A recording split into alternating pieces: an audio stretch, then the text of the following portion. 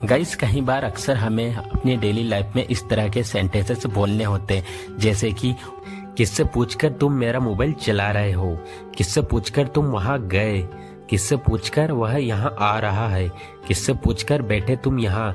Guys इस तरह के सेंटेंसेस जब बोलने की बारी आती है तो काफी लोग कंफ्यूज हो जाते हैं कि इन्हें इंग्लिश में कैसे बोला जाए। तो डोंट वरी गाइस, मैं आज आप लोगों को सिखाने वाला हूँ कि इन्हें इंग्लिश में कैसे बोला जाता है। तो गाइस इसे जो इंग्लिश में बोलने के लिए जो फ्रेज यूज किया जाता है वो है बाय आस्किंग हुम, जिसका हिंदी मीनिंग होता है किससे पूछकर या फिर किससे पूछकर। दोनों का एक ही मतलब होता है, बस कहने का फर्क होता है। तो चलिए इसको यूज करने का कंप्लीट रूल जान लेते हैं। तो सबसे पहले बोला जाता है बाय आस्किंग हुम, उसके बाद में हेल्पिंग वर्ब, हेल्पिंग वर्ब के बाद में सब्जेक्ट, सब्जेक्ट के बाद में मेन वर्ब, मेन वर्ब के बाद में ऑब्जेक्ट, फिर उसके बाद में क्वेश्चन मार्क। तो चलिए गाइस यहाँ पे कुछ एग्जांपल्स लेते हैं ताकि इसे और बेटर तरीके से सीख सके। किससे पूछकर तुम मेरा मोबाइल चला रहे हो, by asking whom are you using my mobile. यहाँ यूजिंग की जगह आप ऑपरेटिंग का भी यूज कर सकते हो, दोनों का एक ही मतलब होता है। किससे पूछकर तुम वहां गए, by asking whom did you go there, by asking whom did you go there. किससे पूछकर वह यहाँ आ रहा है, by asking whom is he coming here, by asking whom is he coming here. किससे पूछकर बैठे तुम यहाँ, by asking whom did you sit here, by asking whom did you sit here. किससे पूछकर वह कक्षा में आया, by asking whom did he come to the class, by asking did he come to the class. किससे पूछकर तुमने पंखा चालू किया या चलाया, by asking whom did you switch on the fan, by asking did you switch on the fan. किससे पूछकर तुमने मेरा मोबाइल को हाथ लगाया। आजकल मेरा वहाँ जाना नहीं होता, उसका यहाँ कभी कभार ही आना होता है। मेरा हर महीने गांव आना जाना हो जाता है, मेरी उससे जान पहचान हो रही है। तो गाइस इस तरह के सेंटेंसेस जो कि हमें हमारे डे टू डे लाइफ में न जाने कितने ही बार इनका यूज़ करना होता है, और अक्सर आप लोगों ने इनका यूज़ हिंदी में बहुत बार किया भी होगा और बहुत बार सुना भी होगा। सो डोंट वरी गाइस, आज की इस वीडियो में मैं आप लोगों को सिखाने वाला हूँ कि इन्हें इंग्लिश में कैसे बोला जाता है। तो गाइस इन्हें इंग्लिश में बोलने के लिए जिस स्ट्रक्चर का यूज़ किया जाता है वो है, सबसे पहले बोला जाता है सब्जेक्ट, उसके बाद में हेल्पिंग वर्ब अगर है तो, फिर उसके बाद बोला जाता है get plus to plus verb की first form plus other word. एक और बात बताना चाहूंगा गाइस, यहाँ पे जो आप गेट देख पा रहे हो वो एज अ मैन वर्ब की तरह यहाँ काम करेगा। जैसा हमारा टेंस होगा वैसे ही इसकी फॉर्म चेंज होती जाएगी। तो आइए गाइस यहाँ पे कुछ एग्जांपल्स ले लेते हैं ताकि इसे और बेटर तरीके से सीख सके।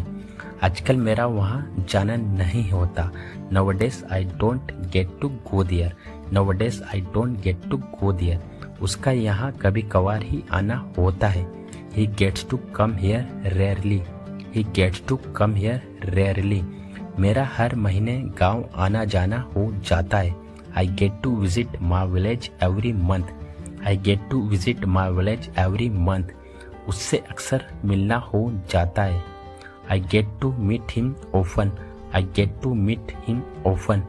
उससे मेरी जान पहचान हो रही है, I'm getting to know him, I'm getting to। मैंने उससे दिल लगा लिया है। इस उम्र में अक्सर लोग दिल लगा लेते हैं, किसी से दिल मत लगाना, तुम हर किसी से दिल लगा लेते हो। गाइस इस तरह के सेंटेंसेस को इंग्लिश में बोलने के लिए जिस स्ट्रक्चर का यूज किया जाता है वो है कनेक्ट हार्ट, जिसका हिंदी मीनिंग होता है दिल लगाना। तो चलिए इसको यूज करने का कंप्लीट रूल जान लेते हैं। सबसे पहले बोला जाता है सब्जेक्ट, सब्जेक्ट के बाद में हेल्पिंग वर्ब, हेल्पिंग वर्ब के बाद में कनेक्ट, कनेक्ट के बाद बोला जाता है पजेसिव एडजेक्टिव, पजेसिव एडजेक्टिव के बाद हार्ट टू, हार्ट टू के बाद बोला जाता है ऑब्जेक्ट, प्रोनाउन या फिर किसी का नाम। जो पजेसिव एडजेक्टिव है इसमें आएगा her, your, my, their, our, his etcetera. और जो ऑब्जेक्ट प्रोनाउन है इसमें आएगा me, us, him, them etcetera. और जो ये कनेक्ट है ये एक मेन वर्ब है, ये हमारे टेंस के अकॉर्डिंग इसकी फॉर्म चेंज होती रहेगी, जैसा हमारा टेंस होगा वैसे इसकी फॉर्म होगी। तो चलिए इसे और बेटर तरीके से सीखने के लिए यहाँ पे कुछ एग्जांपल्स लेते हैं। मैंने उससे दिल लगा लिया है, I have connected my heart to her, I have connected my heart to her. किसी से दिल मत लगाना, don't connect your heart to anyone, don't connect your heart to anyone.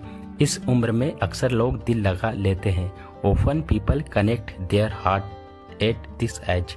Often people connect their heart at this age. तुम्हें उससे दिल नहीं लगाना चाहिए था.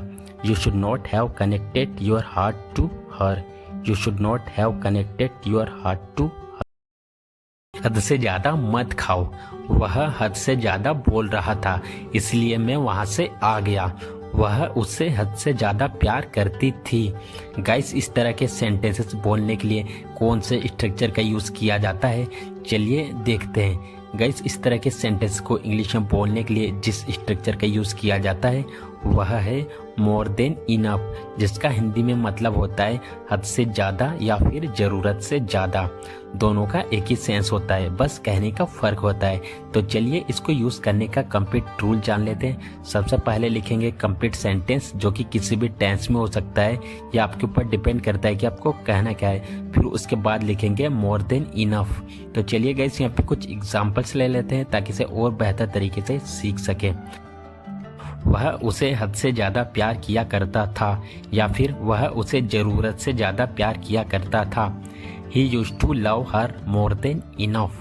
हद से ज़्यादा मत खाओ, या फिर ज़रूरत से ज़्यादा मत खाओ. Don't eat more than enough.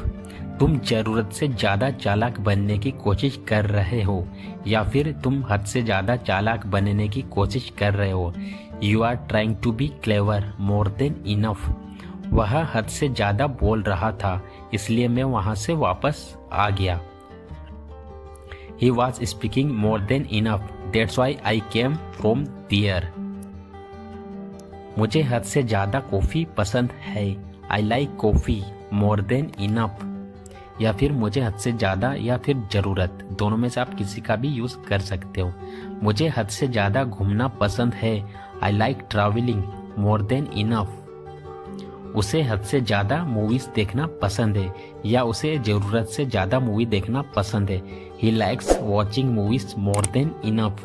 Guys, आज के लिए बस इतना ही. अगर आपको वीडियो अच्छा लगा है तो वीडियो को लाइक करें, साथ में चैनल को सब्सक्राइब करना ना भूलें. मिलते हैं नेक्स्ट वीडियो में. Till then take care.